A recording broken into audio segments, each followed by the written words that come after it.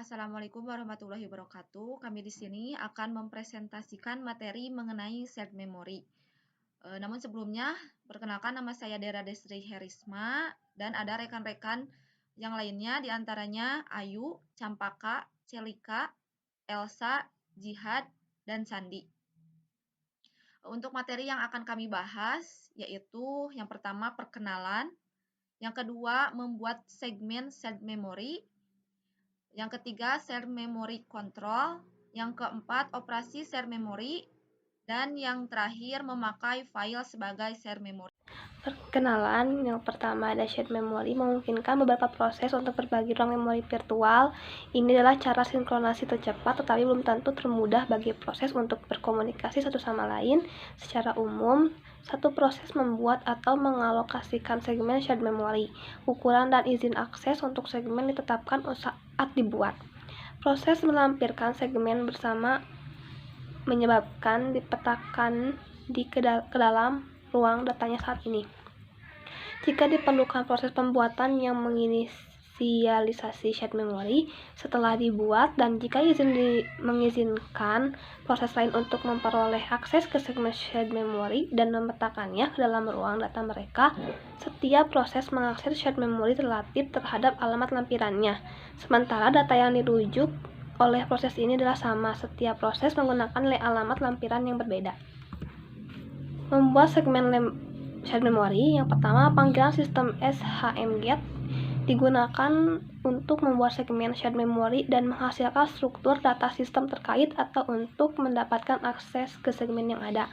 Segmen shared memory dan struktur data sistem diidentifikasi oleh pengenal shared memory unik yang dikembalikan oleh panggilan sistem SHM-GET. Di sini juga ada cara atau contoh untuk membuat segmen shared memory. Yang pertama ada ikut files dengan dimasukkan beberapa seperti kode lagi, manual session hasilnya 2 dan sebagainya. Oke, baik, saya ucapkan terima kasih banyak pada teman saya. Untuk selanjutnya akan saya lanjutkan yaitu materi tentang membuat segmen share memory. Pada yang pertama yaitu untuk panggilan sistem membuat segmen share memory baru jika nilai untuk argumen pertamanya yaitu key adalah simbolis atau IPC private atau key value tidak terkait dengan pengidentifikasi memori bersama yang ada, dan bendera IPC private IPC create ditetapkan sebagai bagian dari argumen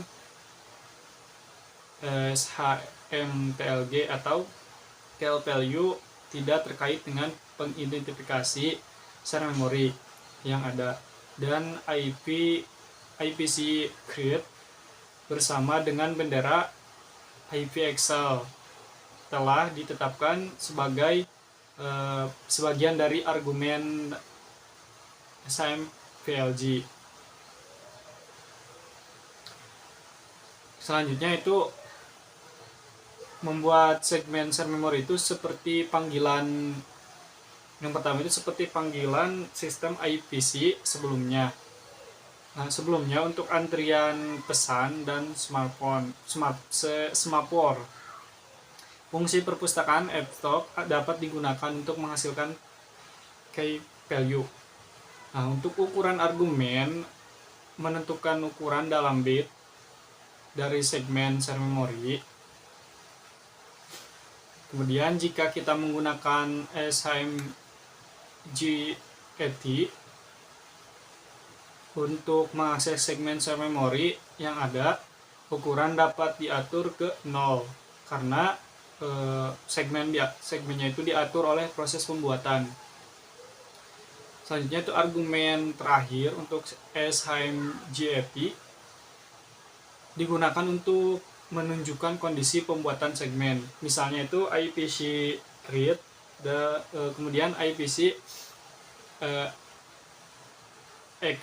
Excel dan izin akses atau disimpan dalam urutan rendah, yaitu 9 bit FLG.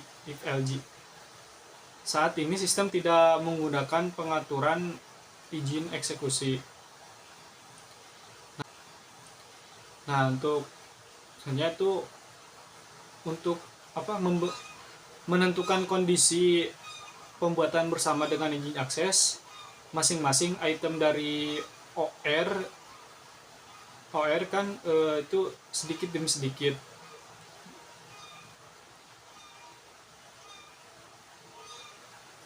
Nah, untuk selanjutnya itu dari panggilan sistem SHM JET itu tidak memberi hak kepada proses pembuatan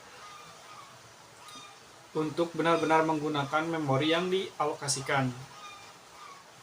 Kemudian dan itu hanya memesan memori yang diminta aja gitu, yang diminta untuk digunakan oleh proses. Memori yang dialokasikan harus dilampirkan ke proses, yaitu menggunakan panggilan sistem yang terpisah, tidak bersamaan, juga harus dipisah. Kemudian jika SHM-JET itu berhasil mengalokasikan segmen memori bersama, ia mengembalikan pengidentifikasi memori bersama bilangan bulat. Jika SHM-JET gagal, ia mengembalikan nilai -1 dan menetapkan nilai dalam Erno untuk menunjukkan kondisi kesalahan tertentu. Bukan error. Nah, kemudian itu si panggilan sistem SHM CTL itu memungkinkan pengguna untuk melakukan sejumlah operasi kontrol umum pada segmen share memory yang ada dan pada struktur data share memory system. Baik, di sini saya akan melanjutkan presentasi mengenai shared memory control. Nah, berikut di sini ada program untuk shared memory control. Untuk shared memory control ada 3 argumen untuk panggilan sistem SHM-CTL, yaitu argumen yang pertama adalah SHM-CID adalah pengidentifikasi segmen shared memory yang valid yang dihasilkan oleh panggilan sistem SHM-GET sebelumnya. Dan untuk argumen yang ketiga ada CMD, yaitu menentukan operasi yang akan dilakukan SHM-CTL. Dan untuk argumen yang ketiga, yaitu buff, adalah referensi ke struktur tipe SHMID dan sebagainya. Lalu, selanjutnya, jika SHM-CTL berhasil, ia mengembalikan nilai 0. Dan jika tidak, ia mengembalikan nilai -1 dan menetapkan nilai dalam Erno untuk menunjukkan kondisi kesalahan tertentu.